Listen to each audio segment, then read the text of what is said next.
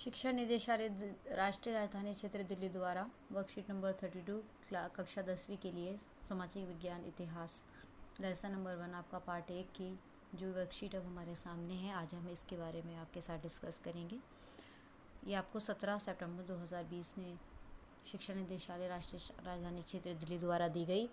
और इसमें सबसे पहले आपको अपना नाम लिखना है और अपने कक्षा अध्यापक या जो आपका सब्जेक्ट टीचर है उनका नाम आपको यहाँ लिखना है। यूरोप में राष्ट्रवाद का उदय, इससे पहले वर्कशीट नंबर 31 इसी चैप्टर की हम कर चुके हैं। अब इसी लेसन को हम आगे बढ़ाते हैं कि यूरोप में राष्ट्रवाद का क्रमिक विकास आखिर कैसे हुआ। यूरोप में राष्ट्रवाद आया और राष्ट्रवाद के स्टेप बाय स्टेप जो सीढ़ियाँ चढ़ते हुए राष्ट्रवाद पूरे यूरोप में प्रचार प्रसार के द्वारा फैला और उसने अपने पैर पसारे, तो उसका क्रमिक विकास क्या रहा उसके बारे में हम यहाँ पढ़ेंगे। सबसे पहले बच्चों आप देखें, यहाँ पर है फ्रांसीसी क्रांति। वर्कशीट नंबर 31 में इसे हम डिस्कस कर चुके हैं कि आखिर फ्रांसीसी क्रांति, जिसको याद करने का मैंने आपको तरीका भी बताया था कि गिनती हम 1 से लिखना शुरू करते हैं, उसके बाद आपको 3 डिजिट एक ही सीक्वेंस में याद करने हैं, 7, 8 और 9। 1789 में फ्रांसीसी क्रांति हुई। ये यूरोप में राष्ट्रवाद के पहली वो सीढ़ी थी जिसने यूरोप में राष्ट्रवाद लाने में कारगर रोल जो है, बहुत इंपॉर्टेंट महत्वपूर्ण रोल जो है वो अदा किया। 1789 में 1789 की फ्रांसीसी क्रांति राष्ट्रवाद की पहली स्पष्ट अभिव्यक्ति थी। इसने फ्रांस में राजतंत्र समाप्त कर प्रभुसत्ता फ्रांसीसी नागरिकों को सौंपी। इस क्रांति से पहले फ्रांस एक ऐसा राज्य था जिसके संपूर्ण भूभाग पर एक निरंकुश राजा का शासन था। फ्रांसीसी क्रांति ने उस निरंकुश शासन का अंत किया और राजतंत्र की जगह लोकतंत्र जो है गणतंत्र लाने में सहायता की। इस प्रकार हम कह सकते हैं कि फ्रांसीसी क्रांति राष्ट्रवाद की पहली स्पष्ट अभिव्यक्ति थी। इसी में हम दूसरा पॉइंट देखते हैं बच्चों, आप अपनी स्क्रीन पे देख सकते हैं। नागरिक संहिता 1804 में नेपोलियन ने एक संहिता, एक कोड ऑफ कंडक्ट लागू किया, जिसे नेपोलियन की संहिता भी कहा जाता है। इसे 1804 में लागू किया गया। इस जो संहिता है, इसकी विशेषता थी कि इसने जन्म पर आधारित विशेष अधिकारों को समाप्त किया। इसने न केवल न्याय के समक्ष समानता स्थापित की बल्कि संपत्ति के अधिकार को भी सुरक्षित रखा। तीसरा जो हम देखते हैं कि यूरोप में राष्ट्रवाद के बढ़ने के या यूरोप में राष्ट्रवाद के आने की क्रमिक विकास की कड़ी थी, वो थी वियना की संधि 1815 में एक संधि हुई। जिस जगह हुई वो जगह का नाम था वियना और इसीलिए इस जगह के नाम पे इस संधि को वियना संधि कहा गया। 1815 में ब्रिटेन, प्रशा, रूस और ऑस्ट्रिया जैसी यूरोपीय शक्तियों जिन्होंने मिलकर नेपोलियन को हराया था, इनके प्रतिनिधि के रूप में यूरोप के साथ उन्होंने एक समझौता तैयार करने के लिए वियना में इकट्ठा हुए। ये चारों देश इकट्ठा हुए, ब्रिटेन, प्रशा, रूस और ऑस्ट्रिया। कहाँ? वियना में 1815 में। और इन चारों शक्तियों ने मिलकर नेपोलियन को हराया था, एक समझौता हुआ। इस समझौते को कहा जाता है वियना की संधि। इसकी अध्यक्षता ऑस्ट्रिया के चांसलर ड्यूक मेटरनिक ने की थी। राष्ट्रवाद के क्रमिक विकास में अगली कड़ी हम देखते हैं उदारवादियों की क्रांति। 1848 में उदारवादियों की क्रांति हुई। क्रांतिकारी जो थे वो फ्रांसीसी उदारवादी प्रजातंत्र का पहला एक राजनीतिक प्रयोग था। वहाँ वोट देने और चुने जाने का अधिकार केवल उन्हीं पुरुषों को दिया गया जिनके पास संपत्ति थी। बच्चों, यहाँ ध्यान देने वाली बात है कि महिलाओं को वोट देने का अधिकार नहीं दिया गया है अभी तक। उदारवादियों की क्रांति 1848 में हुई है और यहाँ पर प्रजातंत्र का जो हम पहला प्रयोग देख रहे हैं, राजनीतिक प्रयोग, कि यहाँ पे प्रतिनिधियों का चुनाव अब शुरू हो जाता है। इसी में हम क्रमिक विकास में यूरोप के आगे बढ़ते हैं तो एक हमें दिखता है जर्मनी का एकीकरण। जर्मनी जो उस समय पे छोटे छोटे भागों में बटा हुआ था, वो सारे भागों को मिलाकर एक नया राष्ट्र उभर कर आया जिसे जर्मनी का एकीकरण के नाम से जाना जाता है। इस पूरे प्रोसेस ने 1866 से 1871 तक का समय लिया। क्रमिक विकास में आगे हम बढ़ते हैं तो हमने देखा इटली जर्मनी की ही भांति जो अलग अलग छोटे छोटे हिस्सों में बटा हुआ था, अब वो एक जगह सिमट कर आया और एक नए राष्ट्र के रूप में उभरा जिसे कहा गया इटली। और उसको इस पूरे प्रोसेस को इटली का एकीकरण के नाम से जाना जाता है। तो इस प्रकार बेटा हम देखते हैं कि ये पूरा प्रोसेस 1859 से शुरू होता है और 1871 तक जाता है। ये कुछ ऐसी कड़ियाँ हैं, ये कुछ ऐसे स्टेप्स हैं वन बाय वन जो हुए 1789 टू 1871, 1789 से लेकर 1871 तक, जिन्होंने यूरोप में राष्ट्रवाद को लाने में, राष्ट्रवाद की लहर को फैलाने में कारगर एक महत्वपूर्ण अहम रोल अदा किया। अब हम बेटा इस वर्कशीट में आगे बढ़ते हैं। आप देखिए कि एक ब्लू बॉक्स आप लोगों के सामने बना हुआ है, जिसमें कहा जाता है कि फ्रांसीसी क्रांति के आरंभ से ही फ्रांसीसी क्रांतिकारियों ने ऐसे अनेक कदम उठाए जिनसे फ्रांसीसी लोगों की एक सामूहिक पहचान, यानी हम सब एक राष्ट्र के ही निवासी हैं, यहाँ धर्म, जाति, समुदाय, नस्ल, क्षेत्र, इन सब से ऊपर उठकर राष्ट्रवाद, सामूहिक पहचान की भावना जो थी वो पैदा करने का काम किया। किस क्रांति ने? फ्रांसीसी क्रांति ने। बाद में नेपोलियन ने प्रशासनिक क्षेत्र में क्रांतिकारी सुधारों को प्रारंभ किया, जिसे 1804 की नागरिक संहिता या नेपोलियन की संहिता के नाम से जाना जाता है। इसके अलावा यूरोप में 19वीं सदी के शुरुआती दशकों में राष्ट्रीय एकता से संबंधित विचार उदारवाद के करीब से जुड़े थे। अब हम देखते हैं कि फ्रांसीसी क्रांति और राष्ट्रवाद, यानी फ्रांसीसी क्रांति का राष्ट्रवाद को उभारने में, पनपने में, आगे बढ़ाने में किस प्रकार से अहम रोल रहा। सबसे पहले आप देखिए कि इसने संविधान आधारित एक शासन लाया, जो निरंकुश शासन था। एक राजा था जिसके ऊपर किसी का अंकुश नहीं था, कंट्रोल नहीं था।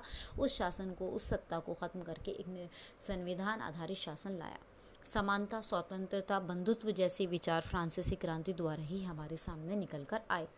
नया फ्रांसीसी तिरंगा झंडा निकल कर आया सामने।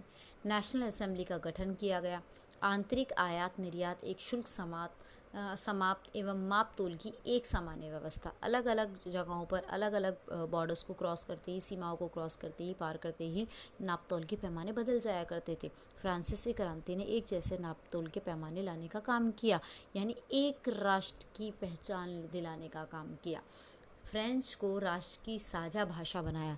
एक भाषा को किस तार में पिरोने का काम कि हम सब एक राष्ट्रभाषा दी, और वो राष्ट्रभाषा कौन सी दी? फ्रेंच। इसीलिए फ्रांसीसी क्रांति ने, हम कहते हैं कि वह पहली स्वतंत्र अभिव्यक्ति थी राष्ट्रवाद की, जिसने यूरोप में राष्ट्रवाद को बढ़ाने में हमारी मदद की। आगे देखते हैं 1804 की नागरिक संहिता। 1804 में नेपोलियन ने नागरिक जो है संहिता लागू की। इसमें कुछ अहम बातें थीं। जन पर आधारित जितने विशेष अधिकार थे उन सबको समाप्त कर दिया गया कि राजा है और राजा का बेटा जो होगा वो फिर अगला राजा होगा, यानी जन से ही जो लोगों को विशेष अधिकार थे उन्हें समाप्त कर दिया गया। अब कहा गया कि जिसमें जो काबिलियत होगी उसे उस हिसाब से उसका पद मिलेगा। दूसरा, कानून के सामने समानता एवं संपत्ति के अधिकार को सुरक्षित किया गया। ये एक संहिता की बात जो हम कह रहे हैं, अभी हमने पढ़ा भी है इससे ऊपर भी, कि सिर्फ उन्हीं पुरुषों को मत देने का अधिकार था जिनके पास संपत्ति थी। तो इस नेपोलियन की संहिता ने लोगों को संपत्ति रखने, यानी जिनके पास संपत्ति थी उसके अधिकार को सुरक्षित रखने में सहायता दी। प्रशासनिक इसने विभाजनों को सरल बनाया।